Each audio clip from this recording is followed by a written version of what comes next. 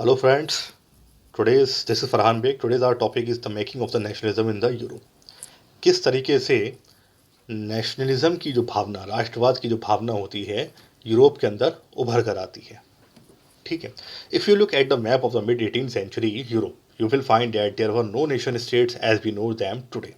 अगर आप mid 18th century Europe के मैप को देखेंगे तो आपको वो नेशन स्टेट्स नहीं देखने को मिलेंगे जो आज मॉडर्न डे मैप्स में हम यूरोप के देखते हैं. जहाँ पर आपको ये देखिए हैबोवर एम्पायर दिख रहा है, प्रोशिया दिख रहा है, ठीक है, ऑस्ट्रियन एम्पायर दिख रहा है, ये आपको बेवारिया दिख रहा है. बहुत सारे एम्पायर हैं जो इसमें आपको मॉडर्न डे मैप्स में नहीं मिलेंगे. ये नीदरलैंड है, ये बेल्जियम में कन्वर्ट हो गया और नीदरलैंड में कन्वर्ट हो गया, ठीक है. तो मॉडर्न डे मैप में आपको ये देखने को नहीं मिलेंगे. तो बहुत सारा जो लैंड है यहाँ पर वो अब कुछ चेंज हो गया, या तो ये रिड्यूस हो गए हैं या फिर बिल्कुल ही ख़त्म हो गए हैं. ये जो पूरा आपको पोर्शन दिख रहा है ये आज मॉडर्न डे मैप में जर्मनी है, ठीक है. ये हमारा स्विट्ज़रलैंड है, ये फ्रांस है, ठीक है. इनकी टेरिटरी थोड़ी सी चेंज हुई है बस. और ये हमारा पूरा जो पोर्शन दिख रहा है जहाँ स्मॉल स्टेट्स आपको दिख रहे हैं लिखा हुआ किंगडम ऑफ टू सिसिलीज, ये पूरा का पूरा यूनिफाइड इटली है आज आफ्टर यूनिफिकेशन, ठीक है. तो ये सारे क्या थे, अलग अलग तरीके के यहाँ पर डाइवर्सिटीज़ थी, ठीक. तो ये पूरे जो पोर्शन है आपका ईस्टर्न, ये पूरा हमारा जो एरिया है ये वाला ईस्टर्न कहलाता है, ये सेंट्रल यूरोप कहलाता है और ये पूरा वेस्टर्न यूरोप कहलाता है, ठीक. तो इस जो पूरा एरिया है ईस्टर्न और ये पूरा सेंट्रल, ये जो रीजन है यहाँ पे अपनी अपनी ऑटोनॉमस टेरिटरीज थी डच और कैंटन्स रूलर्स की, ठीक, जो कि बहुत ही ज़्यादा निरंकुश थे, ऑटोक्रेटिक मोनार्क्स थे. यानी कि इन पे किसी का कोई पाबंदी नहीं थी, कोई भी इनको रोक नहीं पाता था, कोई पार्लियामेंट रूल नहीं था यहाँ पे, ठीक. इनकी अपनी मनमानी चलती थी और बहुत ही ज़्यादा डाइवर्स पीपल यहाँ पर रहा करते थे. यानी कि अलग अलग एथनिसिटी के लोग यहाँ पर रहा, एथनिक ग्रुप्स के लोग यहाँ पर रहा करते थे, जिनकी अपनी अपनी कल्चर होता था, अपनी लैंग्वेजेस होती थी, अपना रहन सहन तौर तरीके उनके बिल्कुल अलग हुआ करते थे. बहुत ढेर सारी यहाँ पर लोगों में डाइवर्सिटी थी, ठीक है. तो यहाँ पे ये आपको दिख रहा है ऑस्ट्रियन ऑस्ट्रो हंगेरियन एम्पायर, यहाँ पे हैप्सबर्ग एम्पायर था. ये हैप्सबर्ग एम्पायर के अंदर ये पूरे एल्पाइन जो रीजन है, ये एल्प्स यहाँ पर पहाड़ियाँ हैं, ये इटली है, इटली के अंदर यहाँ एल्प्स पहाड़ियाँ और ये श्रृंखला जो सीरीज है पूरी माउंटेन की काफ़ी दूर दूर तक फैली हुई है ईस्टर्न और सेंट्रल यूरोप के अंदर, ठीक है. तो यहाँ पे ये एल्पाइन रीजन कहलाता है.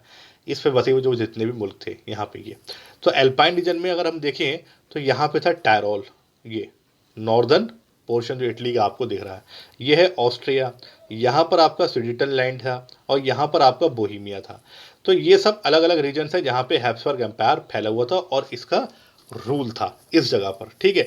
तो ये जो बोहेमिया वाला पोर्शन है यहाँ पर, इस जगह पर क्या था, जो एरिस्टोक्रेटिक क्लास था, ग्रुप था, वो था जर्मनी स्पीकिंग. एरिस्टोक्रेसी पहले समझ लीजिए, एरिस्टोक्रेसी मतलब शिष्ट जन लोग, ऐसे लोग जो नोबिलिटी क्लास को बिलोंग करते हैं, राजा रजवाड़े की फैमिली को या उनके रिश्तेदार हुआ करते थे, ठीक है, राजा महाराजा इस तरीके के लोग जो हुआ करते थे, ये कौन कहलाते थे, एरिस्टोक्रेट्स.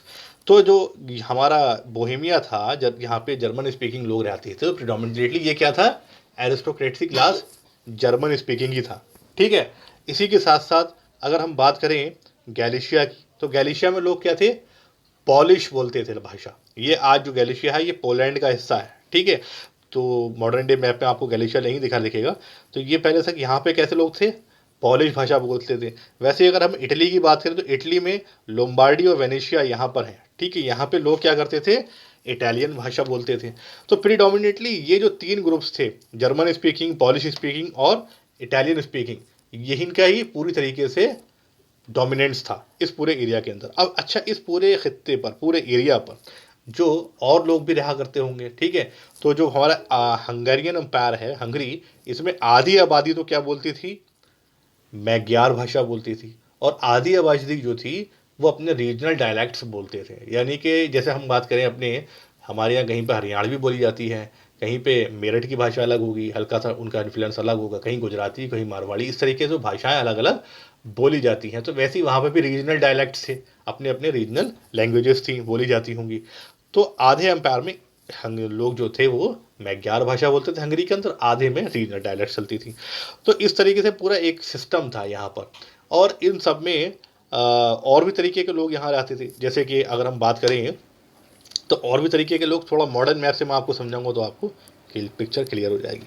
जैसे यहाँ पर आप देख सकते हैं मॉडर्न डे मैप में, ये आपको दिख रहा है स्लोवेनिया, ठीक है। यहाँ देखिए ये स्लोवेनिया दिख रहा है ना, यहाँ पे स्लोवीन लोग रहा करते थे। ये दिख रहा है क्रोशिया, ध्यान से देखिए, यहाँ पे क्रोट्स लोग रहा करते थे। ये है रोमानिया, यहाँ लोग कौन से रहते थे, रोमन लोग रहा करते थे। और ये है स्लोवाकिया, यहाँ पे स्लोवाक्स लोग रहा करते थे। तो इतनी सारी डाइवर्सिटी थी, इतनी सारी डाइवर्सिटी के जो लोग यहाँ पर रह रहे हैं, तो इनमें सेंस ऑफ कलेक्टिव आइडेंटिटी कैसे डेवलप होगी, कैसे लोग अपने आप को लोग एक दूसरे से जोड़ पाएंगे, ठीक, कैसे लोग अपना एक दूसरे को मानेंगे। तो ये सब यहाँ पे प्रॉब्लम थी। सेंस ऑफ कलेक्टिव आइडेंटिटी यहाँ पर डेवलप नहीं हो सकती थी, पॉलिटिकल यूनिटी लोगों में नहीं थी, ठीक है।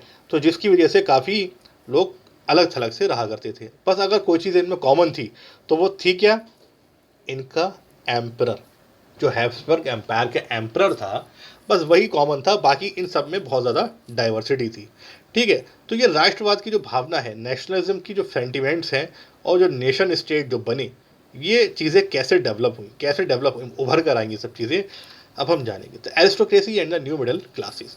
एरिस्टोक्रेसी क्या है, मैं आपको बता चुका हूँ, शिष्टजन लोग जो नोबिलिटी क्लास को बिलोंग करते हैं, राजा महाराजा, उनके रजवाड़े, उनकी फैमिली, उनके रिश्तेदार।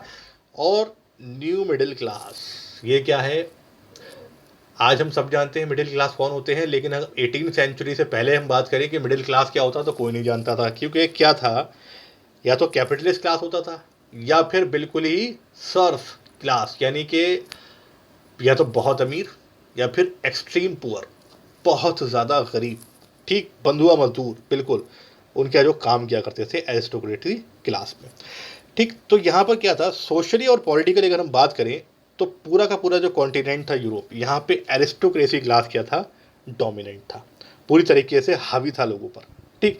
मेंबर्स जो होते थे एरिस्टोक्रेसी क्लास के, इनमें भी डाइवर्सिटी होती थी। जैसे कोई जर्मन स्पीकिंग है, कोई फ्रेंच स्पीकिंग है, कोई इटालियन है, इस तरीके की डाइवर्सिटी होती थी। लेकिन इनमें एक चीज़ कॉमन होती थी, वो था इनका कॉमन वे ऑफ लाइफ। इनकी जो ज़िंदगी जीने का तरीका था वो एक जैसा होता था, शाही, रॉयल, ठीक, बहुत इनके अंदाज अलग ही हुआ करते थे। That cut across regional division, जो कि सभी रीजनल डिवीजन को, चाहे वो इटालियन हो, चाहे वो जर्मन हो, चाहे वो फ्रेंच हो, उन सभी रीजनल डिवीजन्स को कट कर दिया करते थे, ख़त्म कर दिया करते थे। इनके पास बहुत बड़ी बड़ी जायदादें होती थी कंट्री साइड में, यानी कि गांव क्षेत्रों में, और बहुत बड़े बड़े घर हुआ करते थे, हाउसेस होते थे इनके अपने शहरों के अंदर।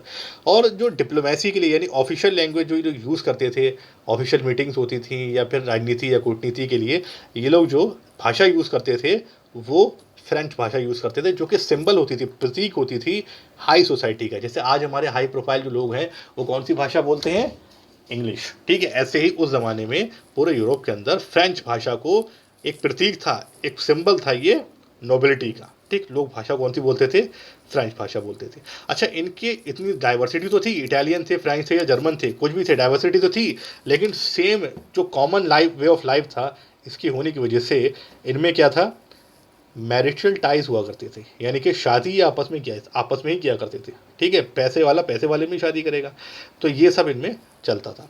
बहुत ज़्यादा पावरफुल भी हुआ करते थे एरिस्टोक्रेसी क्लास, लेकिन न्यूमेरिकली अगर देखें तो ये थे बहुत कम, मुट्ठी भरी थे पूरे यूरोप के अंदर। जो मेजोरिटी थी पॉपुलेशन की, वो कौन लोग थे, पीजेंट्री लोग हुआ करते थे। Bulk of the land was found by tenants and small farmers.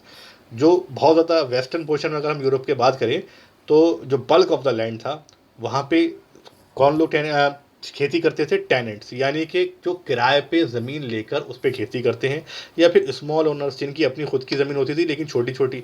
और ईस्टर्न अगर हम यूरोप की बात करें तो पूरे में लैंड होल्डिंग का पैटर्न कैसा था, यहाँ पे बहुत बड़ी बड़ी ज़मीन, कई कई सौ हज़ारों एकड़ के हिसाब से ज़मीन हुआ करती थी, जिस पे कृषि दास काम किया करते थे, सर्फ लोग काम किया करते थे, जो गुलाम होते थे एरिस्टोक्रेसी क्लास के। लेकिन वेस्टर्न एंड सेंट्रल पार्ट में ग्रोथ में, सेंट्रल और यूरोप में क्या होता है, इंडस्ट्रियल रिवॉल्यूशन शुरू हो जाता है आफ्टर 18th सेंचुरी या फिर लेट 19th सेंचुरी तक आते आते, और यूरोप में भी इंडस्ट्रियल रिवॉल्यूशन शुरू हो जाता है। अब आप पूछेंगे भाई इंडस्ट्रियल रिवॉल्यूशन क्या है, तो इंडस्ट्रियल रिवॉल्यूशन है मशीनीकरण, ठीक है, मशीनों का इन्वेंशन शुरू हो गया जिससे कि फैक्ट्रीज और ये सब चीज़ें, रेलगाड़ी ये सब चीज़ें बनना शुरू हो गई थी, जिससे कि डेवलपमेंट का प्रोसेस था वो बहुत तेज़ी से होने लगा। ठीक, अब यहाँ पर क्या था, जो आपके इतना ज़्यादा इंडस्ट्रियल रिवॉल्यूशन होगा तो क्या होगा, लोग पैसे वाले भी होंगे, एक तबका उभर कर यहाँ पर आने लगा जिसे हम कहते हैं मिडिल क्लास। क्योंकि इंडस्ट्रियल रिवॉल्यूशन जो था वो इंग्लैंड में second half of 18th century में आ चुका था, तकरीबन 1750 के बाद जो था इंडस्ट्रियल रिवॉल्यूशन इंग्लैंड में तो आ गया था, पर बाकी के यूरोप में लाइक जहाँ पर फ्रांस है या जर्मन है, यहाँ पर जो है इंडस्ट्रियल रिवॉल्यूशन कब आता है, ये आता है लेट 19th सेंचुरी में, 19th सेंचुरी के आखिर के बाद। ठीक है, तो यहाँ पे इन इट्स वेक अब इस सब में क्या होता है, सोशल ग्रुप उभर कर आता है जिसे हम कहते हैं मिडिल क्लास। अब इस मिडिल क्लास को कौन लोग बिलोंग करते थे, बड़े इंडस्ट्रियलिस्ट, बिजनेसमैन, प्रोफेशनल्स से मतलब डॉक्टर्स हैं, टीचर्स हैं, इंजीनियर्स हैं, प्रोफेसर्स हैं, ये सब प्रोफेशनल्स में आते हैं। और ये सब क्या थे, एजुकेटेड होते हैं, पढ़े लिखे होते हैं। अब जब लोग पढ़ेंगे लिखेंगे तो इनमें क्या होगा, लॉजिकल रीजनिंग डेवलप हो जाएगी, यानी तर्क शक्ति। अब अगर कोई चीज़ गलत हो रही है तो उसके खिलाफ आवाज़ उठाई जाएगी, कोई भी चीज़ अगर गलत कर रहा है कोई भी तो उसके खिलाफ आवाज़ उठाई जाएगी। तो ये सब क्या है, अब इन्होंने आवाज़ उठाना शुरू कर दी। जो लोग एजुकेटेड थे वो क्या थे, लिबरल थे, भाई खुले ख्याल खुले लोग थे। लिबरल मतलब जिनकी सोच खुली हुई हो, ओपन हो, ठीक है, खुले ख्यालों के लोग। तो इन सब में क्या हुआ, नेशनल यूनिटी डेवलप होना शुरू हो गई। जितने भी मिडिल क्लास लोग थे इन सब में नेशनल यूनिटी डेवलप होना शुरू हो गई, यानी कि अब यहाँ पे सेंस ऑफ कलेक्टिव आइडेंटिटी आई है। हालांकि ये लोग थे तो अलग अलग डाइवर्सिटीज़ के, अलग अलग कल्चर के, कोई इटालियन है, कोई, मैंने आपको इतने सारे एग्जाम्पल्स अभी ऊपर बताए थे, स्लोवाक्स थे या फिर स्लोवीन्स थे या क्रोट्स थे, अलग अलग डाइवर्सिटी के थे, लेकिन फिर भी अब इनमें एक कलेक्टिव आइडेंटिटी आ गई। ये क्या था, मिडिल क्लास। ये मिडिल क्लास क्या थे, इन्होंने कहा भाई एरिस्टोक्रेसी ने हमारा बहुत ज़्यादा, एरिस्टोक्रेट जितने भी लोग हैं हमारा बहुत ज़्यादा शोषण कर चुके हैं, अब ये सब नहीं चलेगा। अब क्या करें, स्पेशल प्रिविलेजेस जो मिली हुई हैं एरिस्टोक्रेसी क्लास को, उसको ख़त्म करो, एबोलिश करो इसको।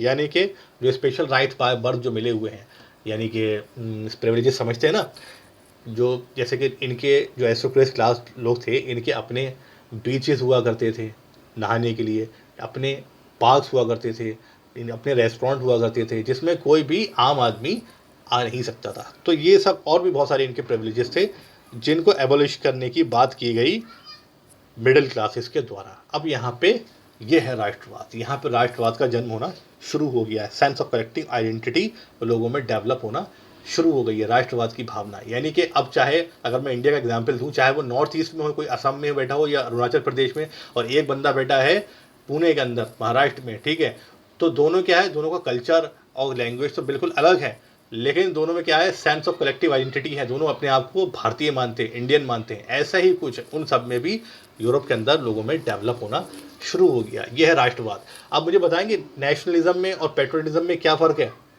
चलिए मैं ही बता देता हूँ। पेट्रियटिज्म एक ऐसी फीलिंग है जिसमें आपके अंदर डिवोशन है बहुत ज़्यादा अपने नेशन को लेके, यानी राष्ट्रवाद की भावना बहुत तीव्र है। लेकिन अगर कोई कमी है तो उसको सुधारने की कोशिश भी की जाएगी। कोई कहेगा कि भाई आपके नेशन के अंदर, आपके देश के अंदर ये कमी, तो उसको सुधारिए, तो आप सुनेंगे हाँ ठीक है सुधारा जाएगा। लेकिन नेशनलिज्म में क्या है, अपने राष्ट्र के प्रति सुनेंगे कुछ नहीं, देश के प्रति सुनेंगे कुछ नहीं। इसमें सेंटिमेंट्स जो होते हैं बहुत ज़्यादा हाई होते हैं, बिल्कुल भी एक भी शब्द नहीं सुन सकते, गलत तो सुन ही नहीं सकते, सही सुन सकते हैं बस, ठीक है। तो ये सब क्या है, नेशनलिज्म है। तो यहाँ से आई होप आपको समझ में आया होगा किस तरीके से राष्ट्रवाद की जो भावना है वो उजागर होना लोगों में शुरू हो गई। ठीक, आगे इस चीज़ को हम और डिटेल में पढ़ेंगे कि क्या क्या कैसे कैसे किस किस तरीके से हुआ, ठीक है।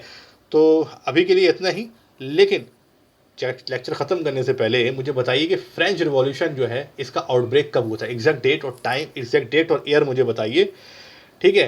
लेक्चर कैसा लगा कमेंट्स बॉक्स में मुझे बताइए, मेरे क्वेश्चन का आंसर भी दीजिए, और पसंद आए लेक्चर तो लाइक सब्सक्राइब शेयर भी करें। और अभी के लिए इतना ही, थैंक यू।